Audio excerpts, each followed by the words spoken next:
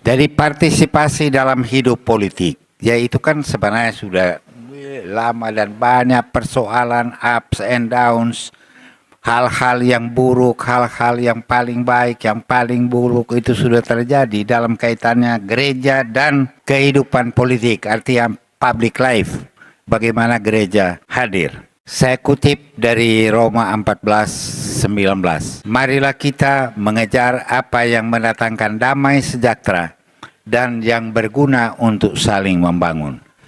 Dari partisipasi dari umat Katolik, dari gereja, orang Kristiani di dalam membangun dunia adalah itu, ya, membangun kesejahteraan dan memang membangun interaksi, jadi antar hubungan antar manusia supaya dunia ini berjalan baik. Apa yang berjalan baik menurut iman kita sesuai dengan rencana keselamatan dari Tuhan sendiri yang menciptakan kita dan yang menempatkan kita dalam dunia ini untuk tanda petik menyempurnakan ciptaan dari Tuhan melalui pelbagai kegiatan di dunia termasuk kegiatan politik. Ya. Dari kalau kita berbicara, memang saya tidak orang yang memang betul ahli sekali tentang bidang politik, tahu sedikit-sedikit saja. Hidup politik itu memang adalah satu anugerah untuk manusia. Ya. Karena di dalam perjalanan kehidupan politik itu, manusia sebenarnya bilang saja berhimpun untuk membangun perhimpunan di situ, agar supaya semua yang berhimpun di situ mendapat keleluasaan untuk membangun dirinya sendiri. Dan kalimat ini yang selalu dilanggar oleh persoalan politik di negara ini, karena memang salah satu inti dari politik ialah menjaga dan mengembangkan kuasa. Dan kuasa itu terlalu berlebihan sehingga orang-orang lain tidak dipedulikan lagi. Padahal kita harus masuk di dalam Gaudium et Spes disebut begini, bagaimana orang Katolik. Nah, konsili mendorong umat Kristiani, warga negara kedua pemukiman. Jadi kedua pemukiman. Jadi the city of God and the city of man dari Agustinus. Supaya dijiwai oleh semangat Injil, mereka berusaha menunaikan dengan setia tugas kewajiban mereka di dunia. Karena iman sendiri, mereka lebih terikat kewajiban untuk menjalankan tugas-tugas itu menurut panggilan mereka masing-masing. Hendaklah umat Kristiani bergembira bahwa mereka mengikuti teladan Kristus yang hidup bertukang sambil memperpadukan semua usaha manusiawi, kerumah tanggaan, kejuruan profesional, usaha di bidang ilmu pengetahuan akademisi maupun teknik teknologi, terutama sekarang ini teknologi digital, dalam suatu sintesis yang hidup-hidup. Jadi sintesis yang bukan mati, tetapi sintesis yang dinamis, yang hidup-hidup dengan nilai-nilai keagamaan yang menjadi norma tertinggi untuk mengarahkan segala sesuatu kepada kemuliaan Allah. Ya, persoalan yang paling besar di dunia ini bahwa manusia berkarya di bidang politik sekarang ini demi kemuliaannya, bukan demi kemuliaan Allah. Nah, di situ persoalan-persoalan yang ada dalam dunia. Oleh karena itu, saya berada dengan saudara-saudaraku yang terkasih dalam yang saya sebut politik conversation, percakapan politik, supaya kita belajar bukan saja untuk memahami apa yang secara teknis disampaikan dengan baik tadi, tapi supaya kita memang melihat bahwa hal-hal yang teknis itu harus didasari oleh satu kesadaran yang menghadirkan dalam dunia pun dalam soal pemilihan umum itu Allah sumber kehidupan manusia. Itu yang memang mulai kurang dalam dunia ini. Dan gereja memang berada di dalam ranah itu untuk membangun panggilan politik. Memang saya sengaja buat ini, kata-kata saya ini lain daripada yang lain. Tidak ada begini, tidak lain. Kamu jadi bingung. Dari panggilan politik itu, Pertama-tama lingkungan, ya, lingkungan kita. Misalnya lingkungan Indonesia, lingkungan kemajemukan yang tinggi sekali, ada toleransi kayak NTT katanya apa? Nusa, Hah? Nusa tinggi toleransi atau apa? Hah?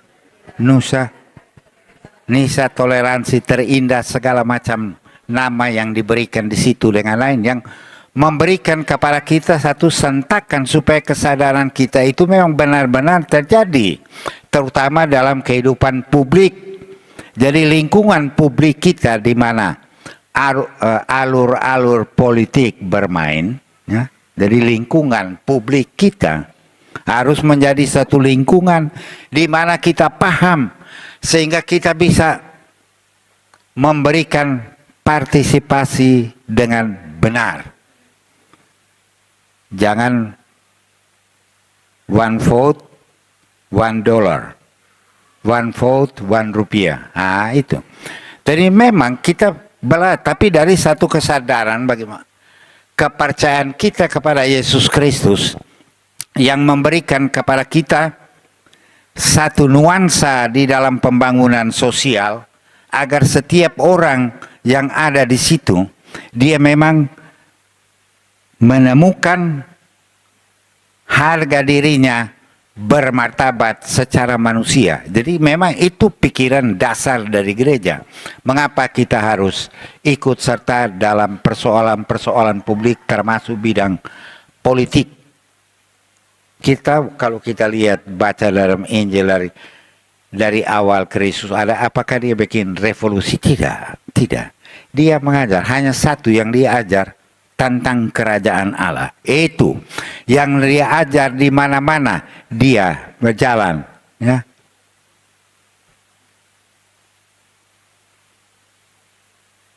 Satu hal yang memberikan petunjuk sebenarnya bagaimana Kristus diperhadapkan dengan kehidupan politiknya.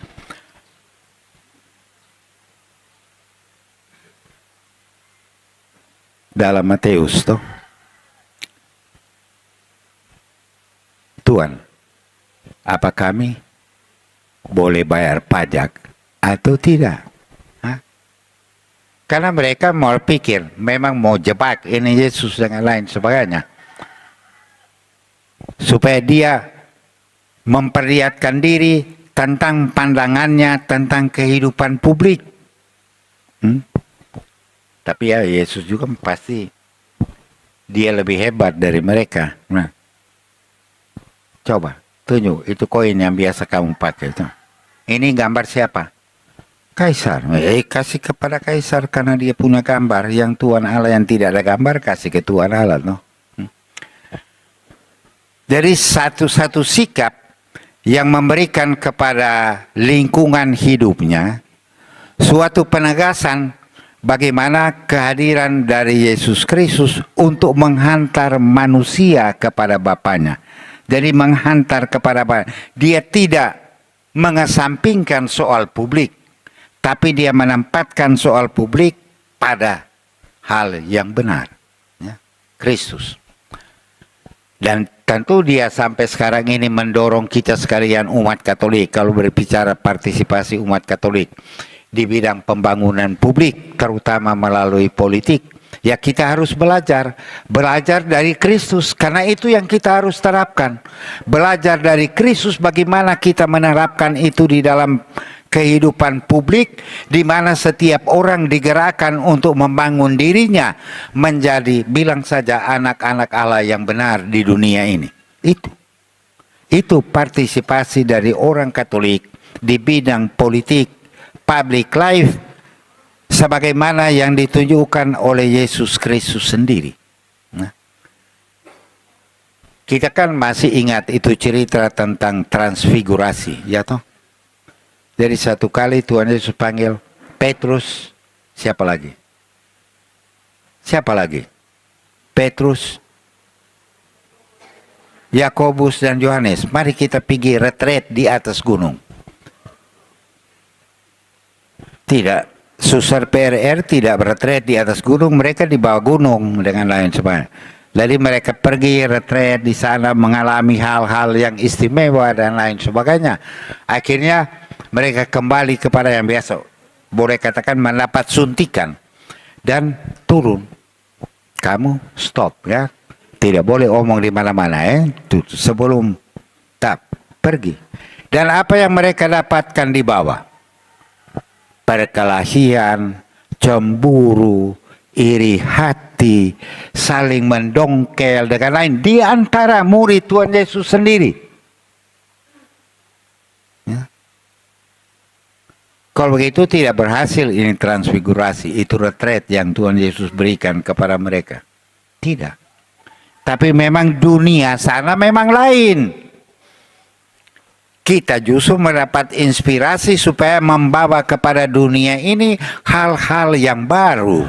Itu yang kita sebut evangelisasi, menyampaikan kabar sukacita kepada dunia supaya mereka memperoleh hati yang baru untuk ikut serta dalam hal-hal teknis termasuk dalam hal politik. Lain kali kita orang Katolik lupa ini. Kita lupa. Karena kita mengejar kepentingan politik untuk diri kita sendiri, untuk kepentingan diri kita sendiri. Gereja Katolik memang sudah mengalami begitu banyak hal. Ya. Sesudah Tuhan Yesus, para rasul dengan lain, mereka tidak mengajarkan bagaimana merubah dunia, tidak. Ya. Bahkan mereka dikejar-kejar, dianiaya dengan lain sebagainya, hanya untuk mempertahankan nama itu. Tapi mereka ada terus. Nanti pada saat Carolus Magnus dia membuat Imperium Romawi ini menjadi negara Kristen, menjadi orang yang percaya kepada Kristus, baru di situ mereka tenang. Dan keburukan mulai muncul di situ. Di situ keburukan. Sebelumnya tidak, mereka kuat dengan lain. Baca Kisah Para Rasul 4 ya. Sekian mereka hidup baik-baik. Karena masa Yesus itu adalah masa masyarakat korupsi, rusak dengan lain sebagainya. Tapi umat yang kecil ini berkumpul dan mereka menjadi satu, saling berbagi sehingga tidak ada orang yang berkekurangan. Tapi mereka belum menjadi pelaksana atau aktor dalam aktus publik, belum. Karena mereka selalu bersembunyi. Itu masyarakat Katolik awal. Dan sesudah ini kaisar yang besar yang membuat lama-lama kaisar juga mulai lain-lain, semua mulai aniaya. Ya. Hanya pada masa tertentu orang-orang yang percaya kepada Yesus Kristus mulai muncul di publik, pelayanan publik. Habis itu mati. Karena dikejar-kejar sehingga mereka harus membangun dirinya di katakombe. Harus menyembunyikan diri dari itu. Nanti lambat laun, boleh katakan partisipasi dari umat Kristiani, umat Katolik mulai muncul lagi di dalam, terutama sesudah dalam abad pertengahan dan lain sebagainya, di mana mulai muncul pemikir-pemikir dari dalam gereja Katolik untuk menerjemahkan semangat Injil di dalam kenyataan-kenyataan real, pengalaman kehidupan manusia, ekonomi, sosial, budaya, dan politik.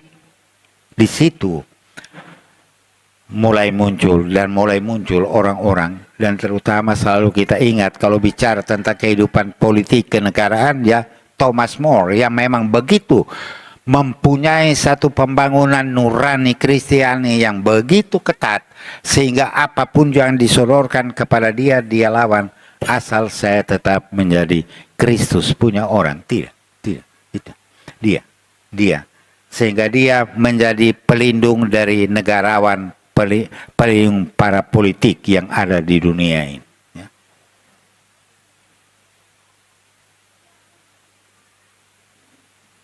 Dalam perjalanan sejarah itu gereja Katolik tetap hadir untuk memberikan pembinaan terutama dengan dikembangkannya ya ajaran sosial gereja yang secara khusus pertama-tama mengenai kebaikan umum, martabat pribadi manusia, solidaritas, subsidiaritas, dan keutuhan ciptaan yang kemudian menggerakkan semua orang Katolik dari semua yang beriman Kristiani itu untuk membangun dunia ini menjadi lebih baik